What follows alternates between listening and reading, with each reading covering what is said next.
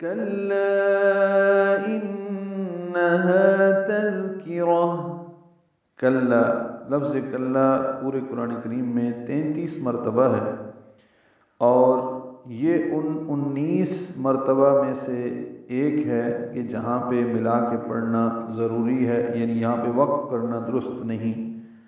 کلا انہا، کاف باریک لام سے ملائیں گے، لا پہ مد منفصل ہے، الف مدہ کے بعد دوسری کلمے میں حمزہ آ رہا ہے، اس لیے مد منفصل ہے، ہم اسے 4 حرکات لمبا کرتے ہیں. انہا میں نون مشدد پہ غنہ ہے، آواز ناک کے بعد سے ملے جا کر 2 حرکات تک ٹھہرائیں گے. ہا الف مدہ ہے، 2 حرکات لمبا کریں گے، ہا اقصی حلق سے ادا کریں گے.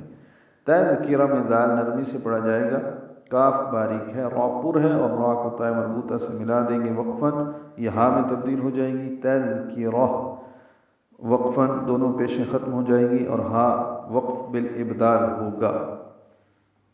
ہرگز نہیں، بے شک یہ ایک نصیحت ہے. اور اگر اس آیت کو اگلی آیت سے ملانا ہو تو تذکراتوں اخفا کرنا ہوگا، آگے فا آ رہا ہے حروف اخفا میں سے. فمن شاء ذکرہ، فمن شاء، نون ساکن کے بعد شین آنے کی وجہ سے اخفا ہے، شاء میں مد متصل ہے، الف مدہ کے بعد حمزہ آنے کی وجہ سے ہم اس کو 4 حرکات سے زیادہ لمبا کرتے ہیں.